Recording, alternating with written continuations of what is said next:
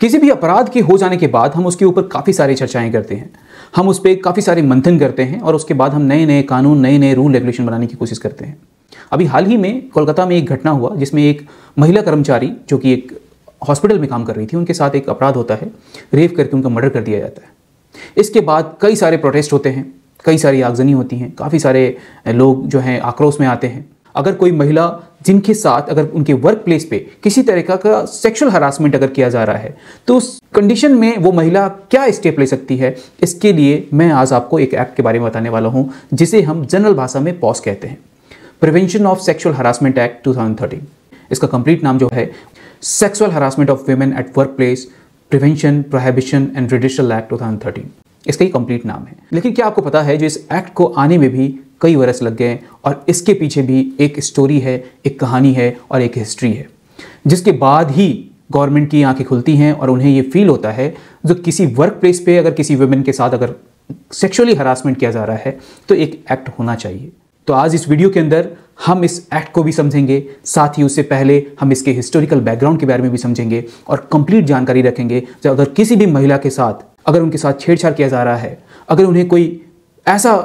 Colour remarks दिखा करके उन्हें परेशान किया जा रहा है या उन्हें कोई साइन दिखा करके परेशान किया जा रहा है तो उस कंडीशन में वो लड़की या वो महिला क्या स्टेप ले सकती हैं, इसके बारे में भी आज इस वीडियो के अंदर हम समझने वाले हैं। तो हेलो दोस्तों, वेलकम टू माय चैनल लेक्स कॉटरी। मैं हूं आपका फ्रेंड एडवोकेट कैलाश और आज इस वीडियो में हम पॉस एक्ट के बारे में समझेंगे, sexual harassment of women at work place prevention prohibition and redressal act 2013 के बारे में। चलिए ये स्टार्ट करते हैं इस वीडियो को और समझते हैं इस एक्ट के बारे में जिसका हिस्टोरिकल बैकग्राउंड क्या था। तो इसके हिस्टोरिकल बैकग्राउंड में जाते समय हमें एक नाम याद आता है, भांवरी देवी। ये भांवरी देवी एक सोशल वर्कर हैं जो कि चाइल्ड मैरिज के अगेंस्ट में काम करती हैं, जो कि लोगों को अवेयर करती हैं जो ये चाइल्ड मैरिज नहीं होना चाहिए, साथ ही महिलाओं के सम्मान के लिए लड़ती हैं, साथ ही महिलाएं कैसे अपने आप को डेवलप कर सकती हैं, वुमेन डेवलपमेंट के लिए काम करती हैं और एक राजस्थान गवर्नमेंट के एक प्रोजेक्ट वुमेन डेवलपमेंट के तौर पे काम करते हुए वो किसी चाइल्ड मैरिज को रोकने की कोशिश में रहती है। लेकिन चाइल्ड मैरिज को रोकना उनके लिए इतना भारी हो जाएगा उन्होंने भी नहीं सोचा था। ये बात है 1992 की, 1992 की ये बात है जब भांवरी देवी किसी ऐसे शादी में जाती हैं जहाँ पे चाइल्ड मैरिज हो रही होती है और वो रोकने की कोशिश में रहती हैं।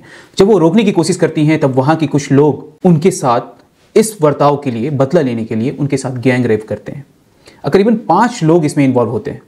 लेकिन उस समय भी हमारी मानसिकता इतनी छोटी होती है जो कोर्ट का वर्डिक्ट ये आता है जो ये एक उच्च कोटि के लोग हैं और ये उच्च कोटि के लोग निम्न कोटि की महिला के साथ ये अपराध कर ही नहीं सकते और इस वर्डिक्ट के साथ उन सारे लोगों को रिलीज कर दिया जाता है, एक्विट कर दिया जाता है। साथ ही पुलिस के एक्शन न लेने के कारण पुख्ता सबूत नहीं था जिसके कारण उन लोगों पे कोई एक्शन नहीं लिया गया। लेकिन जब भी कभी कोई अपराध हो जाता है उसके बाद हमारे देशवासी काफी जागरूक हो जाते हैं। हमारे देश में जो काम करने वाले ट्रस्ट हैं, सोसाइटी हैं, वो काफी सारे रोकथाम लेकर के आ जाते हैं, काफी सारे उपाय लेकर आ जाते हैं और हर बार की तरह इस बार भी जब ये बात हमारे पूरे भारत में फैल जाता है, जब ये कानों कानों तक लोगों के पहुंच जाता है तब एक आक्रोश जगता है और वुमेन राइट के लिए लड़ाई स्टार्ट करने के लिए कई सारे एनजीओ खड़े हो जाते हैं। और इसी कंडीशन में एक PIL फाइल होता है ऑनरेबल सुप्रीम कोर्ट के पास, Vishakha and other versus state of Rajasthan and others. इस पिटीशन पे पूरी सुनवाई की जाती है और उसके बाद ऑनरेबल सुप्रीम कोर्ट को ये लगता है जहां अगर कोई वुमेन अगर किसी वर्क प्लेस पे काम कर रही हैं तो उसके लिए कोई एक्ट बनना चाहिए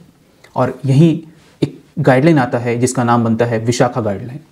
और इस गाइडलाइन में ही पूरा का पूरा एक्ट की तरह सारे रूल रेगुलेशन डाल दिए जाते हैं। ये गाइडलाइन जब तक एक्ट नहीं आता तब तक यही चीज़ें एप्लीकेबल होंगी। और आपको पता है कि इस गाइडलाइन को एक्ट बनने में करीबन 15 साल लग गए। गाइडलाइन में मेनली बात की गई सेक्सुअल हरासमेंट के ऊपर, जो अगर कोई भी पर्सन किसी भी महिला को अगर किसी वर्क प्लेस पे कोई सेक्सुअली हरास कर रहा है या कोई कलर रिमार्क्स दिखा रहा है या किसी भी तरीके से फिजिकल मेंटल उन्हें हरास किया जा रहा है या उनके साथ कोई रिलेशन बनाने की कोशिश कर रहा है या कोई उन्हें कलर रिमार्क्स दिखा रहा है या कोई उन्हें वीडियो क्लिप्स दिखा रहा है जो कि वर्गल हैं, अगर इस तरह का कोई एक्ट कर रहा है तो ये सारी कंडीशंस सेक्सुअल हरासमेंट में आएंगे। साथ ही इसी गाइडलाइन के अंदर एम्प्लॉयर की रिस्पॉन्सिबिलिटी भी दी गई। साथ ही जो एक्ट का फॉर्मेट बनेगा, कंप्लेन कमेटी कैसी बनेगी, उनका कंप्लेन करने का कितने टाइम ड्यूरेशन होगा, कितने दिन में उनको डिसीजन लेना है, ये सारी बातें की गई और उसी गाइडलाइन के अकॉर्डिंग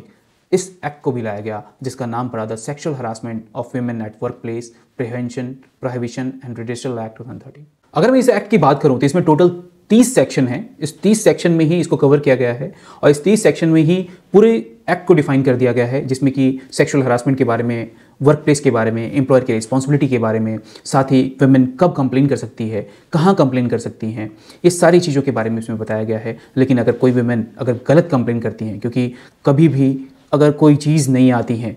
जो कि उनके हेल्प के लिए बनता है, तो कहीं ना कहीं कुछ महिलाएं उसको गलत वे में भी यूज़ करने लगती हैं। तो अगर कोई महिला इसमें गलत वे में अगर इस एक्ट को यूज़ कर रही हैं तो उनके लिए भी पेनल्टी प्रोविज़न दिया गया है। तो इस पूरे एक्ट को 30 सेक्शनों में डिफाइन किया गया है। तो कुछ जो मेन इसके जो डेफिनेशन है उसके बारे में हमें समझने की ज़रूरत है। जो पहला है हमें सेक्सुअल हरासमेंट के बारे में, जैसे कि मैंने आपको बताया, जो किसी भी पर्सन के द्वारा अगर किसी महिला को कोई सेक्सुअल रिमार्क्स दिखाया जा रहा है, कोई कलर रिमार्क्स दिखाया जा रहा है, या कोई पॉर्न वीडियो दिखाया जा रहा है, कोई वीडियो क्लिप ऐसी दिखाई जा रही है, या किसी महिला का वीडियो क्लिप बनाया जा रहा है,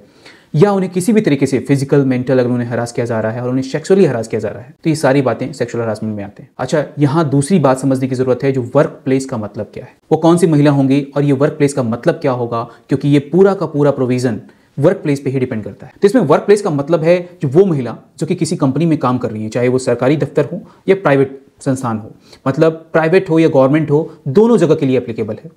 दूसरी चीज है, जो अगर महिला अपने काम के दौरान अगर कहीं दूसरी जगह विजिट करने जाती है तो वो प्लेस भी उसमें इंक्लूड किया जाएगा। तीसरी बात है, जो अगर कोई महिला आपके यहाँ एक एज अ स्वीपर काम करने के लिए आ रही है, एज अ मेड काम करने के लिए आ रही है, एज अ कोई भी हेल्पर वो काम करने के लिए आ रही है, तो वो भी उनके लिए वर्क प्लेस ही माना जाएगा और इसका भी जो कंप्लेन है वो इसी एक्ट के अकॉर्डिंग लिया जाएगा। साथ में आपके ऊपर कार्रवाई भी इस एक्ट के अकॉर्डिंग हो सकता है अगर उनके साथ किसी भी तरीके से सेक्सुअली उनको हरास किया जा रहा है या सेक्सुअली उनको परेशान किया जा रहा है।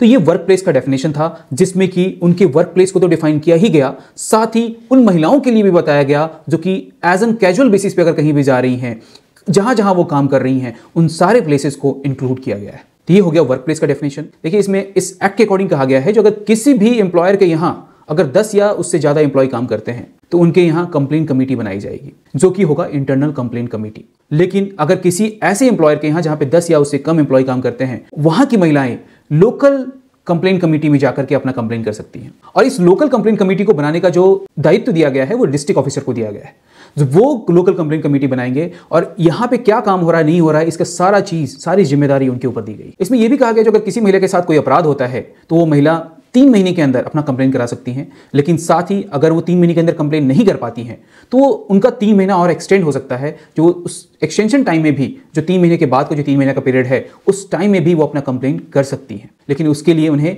एक जेन्युइन रीजन बताना होगा, जो आखिर उन्होंने 3 महीने के अंदर कंप्लेन क्यों नहीं किया। और इसमें कंप्लेन कमेटी की यह दायित्व दी गई है, जिस कंप्लेन को रिसीव होने के बाद विद इन 90 डेज में सारी इंक्वायरी कंप्लीट करते हुए आपको रिपोर्ट सबमिट करनी पड़ेगी। और एम्प्लॉयर को यह कहा गया है, जब ये रिपोर्ट आपके पास आ जाए, जब रिपोर्ट आपको मिल जाए, तो आपको विद इन 60 डेज आपको इस पे एक्शन भी लेना पड़ेगा। अगर कोई महिला फॉल्स कंप्लेन करती हैं तो उनके ऊपर एक्शन भी लिया जाएगा। ये भी चीज इस एक्ट के अंदर कहा गया है। साथ ही इस एक्ट में इन चीजों को कॉन्फिडेंशियल रखने के लिए भी कहा गया है, क्योंकि ये सारी बातें किसी महिला से रिलेटेड है, उनके सम्मान से रिलेटेड है, तो इस बात को कॉन्फिडेंशियल रखने की भी बात कही गई है। और इसमें जिम्मेदारी एम्प्लॉयर की दी गई है, कंप्लेंट कमेटी की दी गई है, जो इन सारी बातों को वो कॉन्फिडेंशियल रखेंगे। और जब ये पूरी कार्रवाई कर लेंगे तो पूरे साल में जो भी रिपोर्ट बना, उस रिपोर्ट को उन्हें डिस्ट्रिक्ट ऑफिसर के पास सबमिट भी करना होगा। अगर कोई एम्प्लॉयर इसे फॉलो नहीं करता है, मतलब अपने पास इंटरनल कंप्लेंट कमेटी नहीं बनाता, या कोई लोकल कंप्लेंट कमेटी में कंप्लेन करने जा रही है महिला, उनको सपोर्ट नहीं करता या इस पर कार्रवाई नहीं करता, तो उनके खिलाफ कार्रवाई भी की जाएगी, उस एम्प्लॉयर के खिलाफ भी कार्रवाई की जाएगी। तो कैसा लगा आपको ये जानकारी? ये वीडियो अगर आपको पसंद आए तो वीडियो को लाइक करें, दूसरों को भी शेयर करें, ताकि इसके बारे में वो दूसरे भी जान पाएं। साथ ही आप चैनल को सब्सक्राइब कर लें, ताकि इस तरह के रिलेटेड वीडियो आप तक सबसे पहले पहुंच पाए। Thank you so much.